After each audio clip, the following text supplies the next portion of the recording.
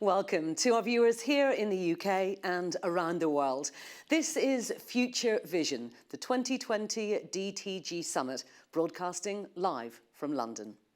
Up next, might binge watching be contributing to climate change?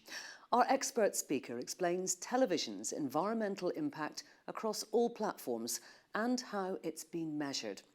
Please welcome from BBC Research and Development, lead engineer Jigna Chandaria. Jigna.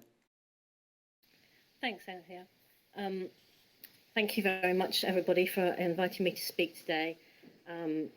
As you all know, we're in the middle of a climate emergency. We need to rapidly reduce our greenhouse gas emissions in order to stay below 1.5 degrees of global warming. Every sector of the global economy is going to have to transform over the next 30 years. So what's the impact of the TV industry? Our biggest impact by far is that of our content on our audience. We can inform and educate the audience through our storytelling, and that can lead to positive changes to make reduce their sort of impacts, change their lifestyle to become more sustainable. So a really good example of that is the impact that Blue Planet had on single-use plastic. So as well as those impacts we have through our content, what about our direct impacts? The media industry is estimated to use 2.8% of global energy and responsible for 1.2% of the global carbon footprint. And the information communication technology industry is responsible for 3.6% of global energy use and 1.4% of the global carbon footprint. And the TV industry forms a part of each of those.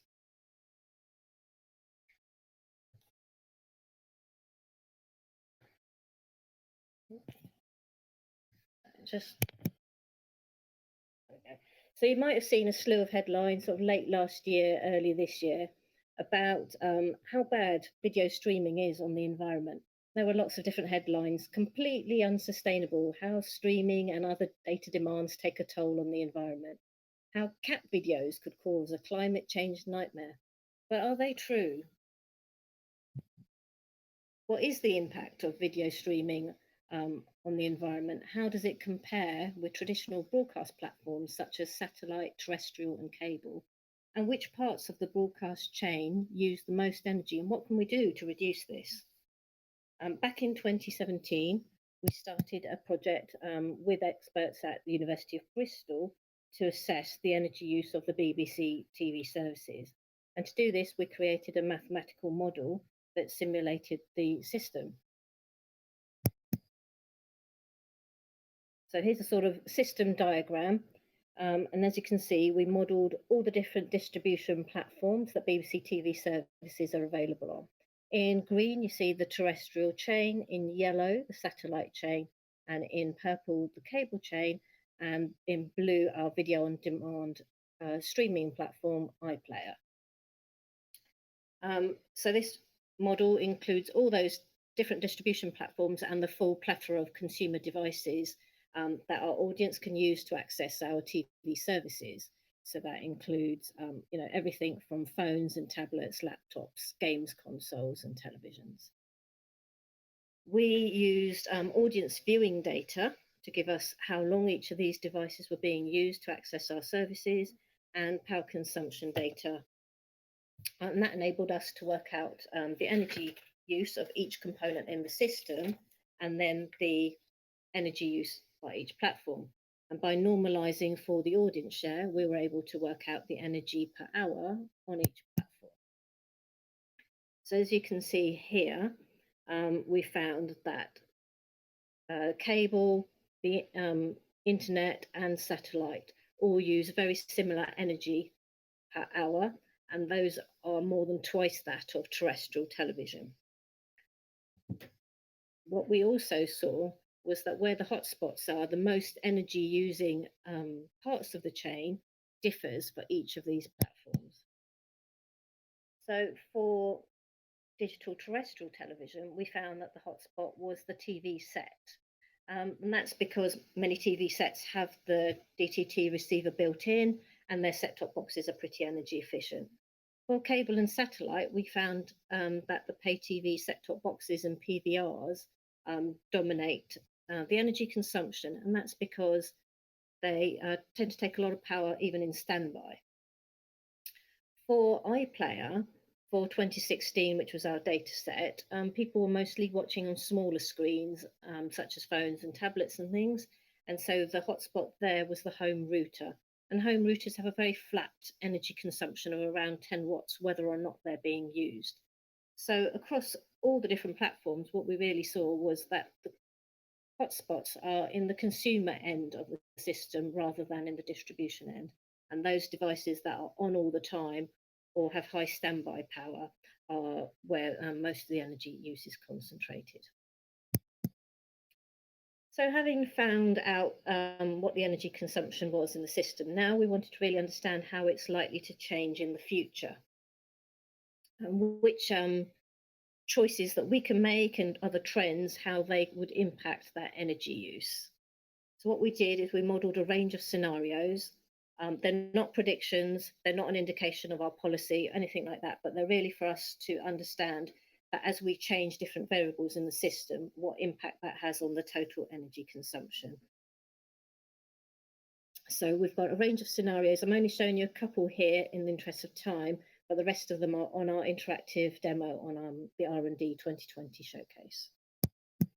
This first scenario shows us a business as usual scenario.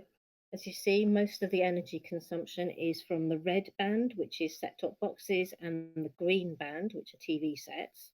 And that's because there are millions of these devices being used to access our services, and the total power from all of these outweighs that from the distribution side. So although we think of transmitters and the transmitter network as using a lot of power, it is dwarfed by the total from all the set-top boxes and television sets.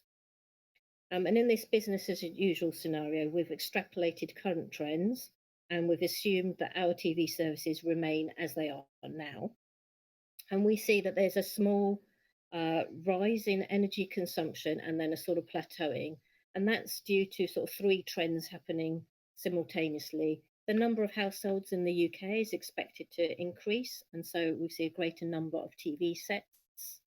TV display technology is becoming more energy efficient, and people are buying larger screen TVs. So the three trends together is what's showing this sort of small increase and then plateauing.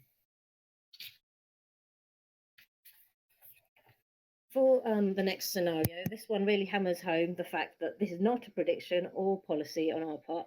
This is a scenario showing what would happen if we saw, if there was a 50% reduction in viewing hours in 2030. Now, clearly, even if such changes were to happen, they wouldn't happen overnight like this. We would expect it to be very gradual. But so this is sort of very unrealistic, but it really illustrates the effect that a single variable can have on the system.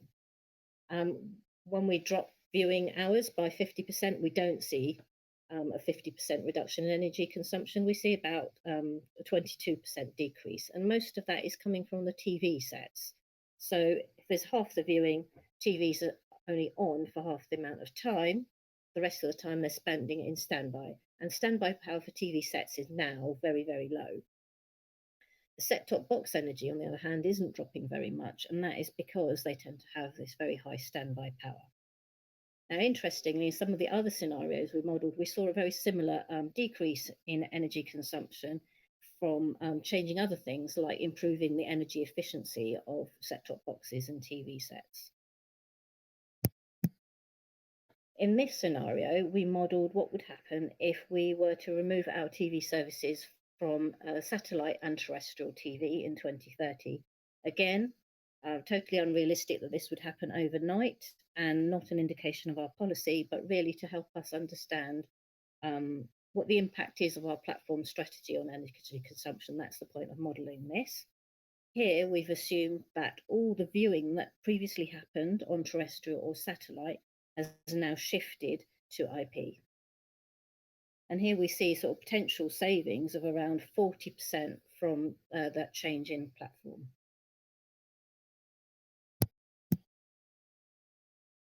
So by modelling all these what-if scenarios, we're able to investigate which factors are really significant, such as user behaviour, the energy efficiency of devices, and platform strategy.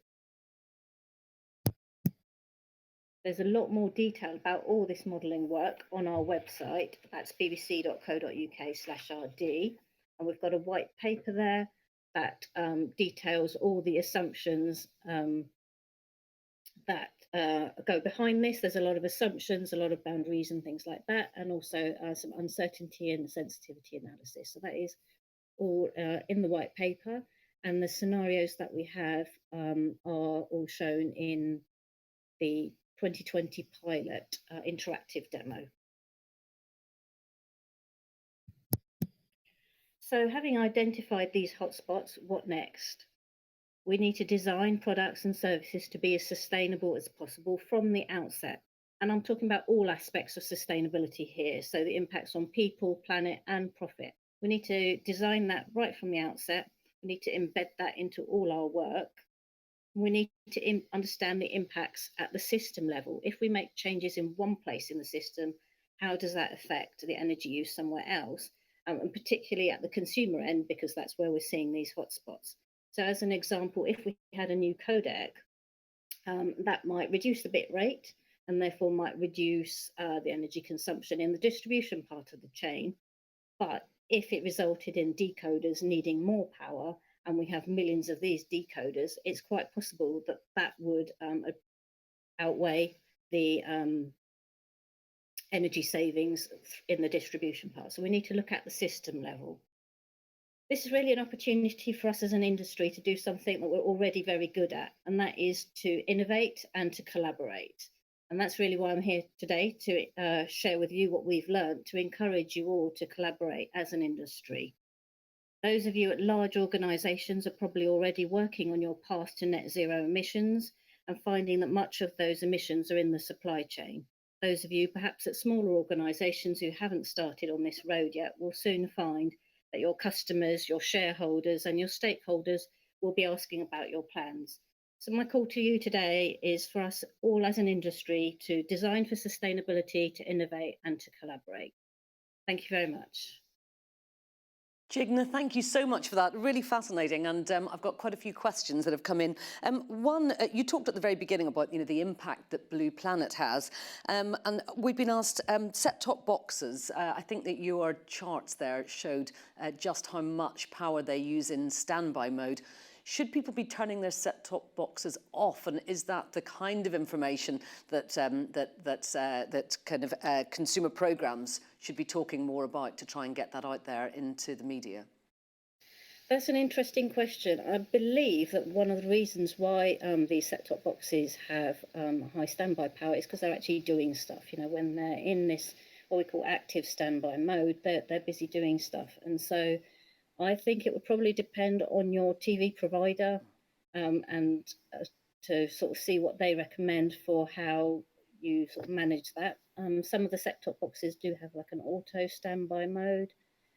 Probably the best thing I could recommend is to utilize all the eco options that are already there. So it might not be turning it off necessarily, but most TV sets and set-top boxes already come with eco modes built in, which people often turn off for various reasons, but to utilise those would be my recommendation.